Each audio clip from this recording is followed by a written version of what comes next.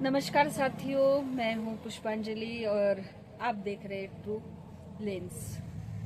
जो अभी अभी हमने इस चैनल को ओपन किया है, जिसमें हम उस सच्चाई के नज़र की बात करेंगे जिसकी ज़रूरत है। मतलब कभी कभी क्या होता है कि नज़र तो होती है, लेकिन वो कहते हैं ना, जैसे हीरे को पहचानने के लिए जो जोहरी की नज़र चाहिए, वो नज़र भी होना बहुत ज़रूरी है।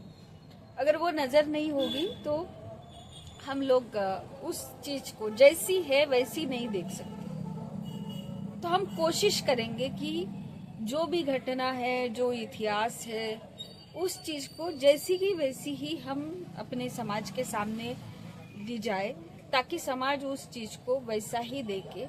और जब वैसा ही देखे तो उस चीज़ को वो वैसा ही समझे। मतलब पहले है कि देखने के बाद अगर वो उसकी अंडरस्टैंडिंग वैसी हुई, तब तो उसका एनालिसिस सही होगा। फिर अगर एनालिसिस सही होगा तो जो डिसीजन है वो डिसीजन भी सही आएंगे। मतलब क्या होता है ना कि जो चीज़ हमको जैसी है, अगर वैसी देखने के बाद हमारा जो एनालिसिस होता है, जिनको हम चिंतन भी कह सकते हैं, तो वो तब सही आएगा जब वो चीज़ हमने सही देखी हो। अगर हमने वो चीज़ गलत देख ली है, तो क्या हम लोग उस चीज़ का विश्लेषण गलत नहीं करेंगे? तो भारत के समाज में जितना भी हम देखते हैं, चाहे वो इतिहास हम पढ़ते हैं, तो हमें देखने को मिलता है कि इतिहासकार कैसे दिखाना चाहता है, तो वैसा इतिहास हम पढ़ते हैं।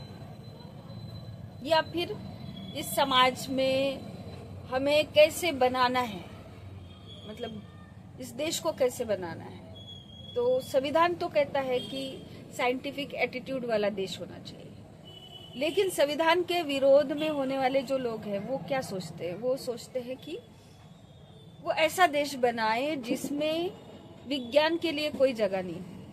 वो जो मतलब पाखंड क्या कहता है, या फिर इस देश में धार्मिक जो तत्व कहे जाते हैं, जो चाहे वो समानता को लेकर हो नहीं हो, कोई फर्क नहीं पड़ता, पर बताया है तो ये स्थिति हम बोल रहे हैं कि घोड़े को गधा बोलना ही है। तो ऐसा समाज तैयार हो तो उसके लिए भी एक हिस्ट्री, क्योंकि मतलब जैसे बाहर के देशों में हिस्ट्री को कैसे पढ़ाया जाता है, तो वो एकदम सच आईने की तरह आप देख सकते हो उसको। लेकिन भारत में ये सारी चीज़ें आपको देखने को नहीं मिल सकती, क्योंकि हमेशा बायस ही रहा है। जैसे जिनको चाहिए वैसा ही वो लिखेंगे। तो हम इस चैनल के माध्यम से चाहते हैं कि हम ये कोशिश करें। अब उस कोशिश में कितना कामयाब होते हैं वो बात की बात है, लेकिन हम ये कोशिश करें कि समाज के सामने वो सारी चीज़ें लेकर जाए जैसी है। तो हम ये कोशिश करेंगे कि सब तरफ से हम ढूंढ के आपके सामने वो चीज़ लाने के लिए प्रयास करेंगे कि भाई कैसा हिस्ट्री है, ये सच है या नहीं, इधर की साइड क्या है, उधर की साइड क्या है। फिर दोनों साइड में से आपको साइंटिफिक क्या लगती है, कौन से लॉजिक उसमें मिलते हैं, कौन से लॉजिक नहीं मिलते। तो फिर जब ये लॉजिक मिल रहे तो फिर हम इसको ऐसे क्यों पढ़ रहे या उसको इस तरह क्यों समझ रहे। तो ये सारी चीज़ें हम अपने चैनल के माध्यम से आपके साथ साझा करेंगे। दूसरी जो वर्तमान में परिस्थितियाँ होती हैं, जैसे आप देख ही रहे हैं, बहुत सारी चीज़ें घटनाएं, और आप कहेंगे कि ये बहुजन समाज की बात कर रही, तो हाँ, मैं इसीलिए बहुजन समाज की बात कर रही हूँ क्योंकि हम अपने राष्ट्र के प्रति, लोग कहते हैं कि हम बहुत प्यार करते हैं, पर बहुजन समाज का राष्ट्र ही भारत राष्ट्र है। तो बहुजन समाज की ही घटनाओं को तो हम दिखाएंगे ही।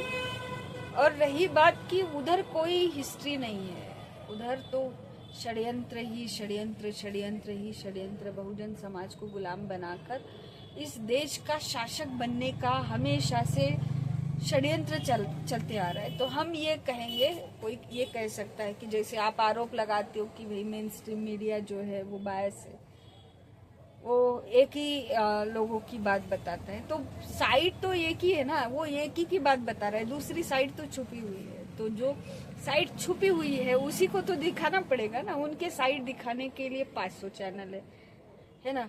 पूरे भारत के 99% अखबार है। दूसरा, टेक्नोलॉजी में सबसे ज़्यादा अभी हमारा बहुजन समाज तो अभी अभी मोबाइल चलाना सीखा। हमारे बच्चे हमको बताते तब हम ये सारी चीज़ कर रहे हैं। तो हमारे बहुजन समाज के ऐसे लोग हैं कि वो तो सोशल मीडिया का इतना मतलब इस्तेमाल सिर्फ इंफॉर्मेशन को लेने के लिए करते, इंफॉर्मेशन देने के लिए तो बहुत कम करते। और ये इंफॉर्मेशन सोशल मीडिया पे भी सबसे ज्यादा कौन एक्टिव है? क्या बहुजन समाज एक्टिव है? नहीं है। तो बहुजन समाज इतने बड़े पैमाने पर एक्टिव नहीं है कि वो लोगों को इंफॉर्मेशन दे। तो इसका मतलब क्या है? सोशल मीडिया का प्लेटफॉर्म भी हमारे बहुजन समाज का जो व्यक्ति है, जो समाज है, उतने बड़े पैमाने पे नहीं करना। इसका मतलब क्या है कि वही साइड जो है वो सबको दिख रही है। वो क्या करना चाहते, कैसे करना चाहते, वो हमको कैसे सोशल मीडिया पर धमकाना चाहते कि भाई हम मतलब नहीं मानेंगे, आपको क्या करना है, आप कितने लोग लाते हो। ये सारा कैसे आ रहा है? क्योंकि उनको मालूम है उनके पास जो ताकत होती है वो व्यवस्था में या लोकतंत्र में जो भी पिलर होते हैं वो उनके हाथ में होते हैं। तो वो पिलर उनके हाथ में, उनकी ताकत है। तो वो चाहते कि समाचार में क्या छपे, यानी प्रिंट मीडिया में क्या छपना चाहिए, फिर इलेक्ट्रॉनिक मीडिया में क्या दिखाना चाहिए, तो किस तरह की हेडलाइन होती है, कैसे थंबलाइन होती है, वो सब उनका मतलब एक प्री प्लान रहता है कि हमको क्या करना है, कब मोदी को उठाना है, कब राहुल गांधी को उठाना है। अगर मोदी को उठाना है तो फिर राहुल गांधी को एकदम पप्पू बनाना पड़ेगा, मतलब मीडिया की इमेज में बनाना पड़ेगा।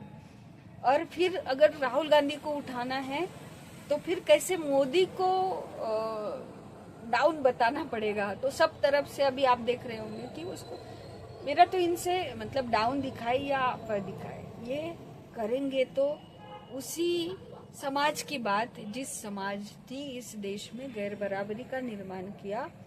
सिर्फ निर्माण ही नहीं किया तो गैर बराबरी की व्यवस्था से कितनी पीढ़ियां, मतलब आप जब से देखेंगे संविधान के पहले की पीढ़ियां और संविधान लागू होने के बाद भी आज की जो पीढ़ी है, मतलब आईपीएस ऑफिसर तक की पीढ़ियों को मरने के लिए, आत्महत्या करने के लिए उनकी मानसिकता गैर बराबरी ने निर्माण की कि हमको किस तरह जातिवाद का सामना करना पड़ रहा है।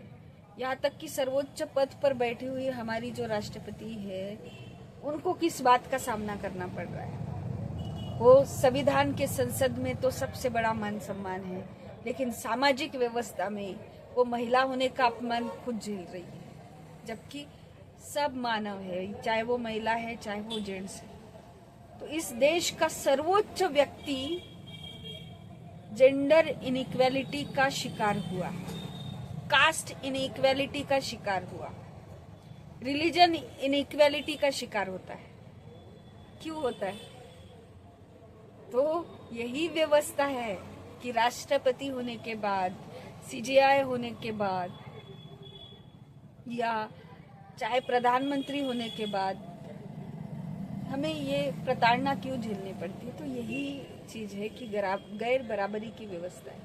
और हमारे समाज के लोगों को लगता है कि हम ये सारा कुछ नहीं है, हम ऐसे ही इस समाज में सरवाइव कर पाएंगे। तो जब तक बराबरी नहीं लाओगे, तो बराबरी तब आएगी जब गैर बराबरी नहीं हटाओगे। तो गैर बराबरी कैसे हटेगी, तो वो कैसे बनी, ये जब तक जानकारी नहीं होगी।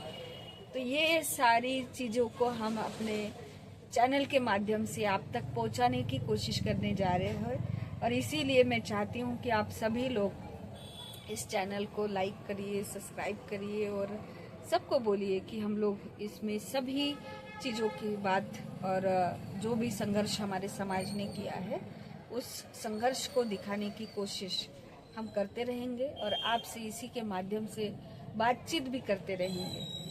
तो यहीं पर हम आपसे विदा लेते हैं। धन्यवाद, नमस्कार।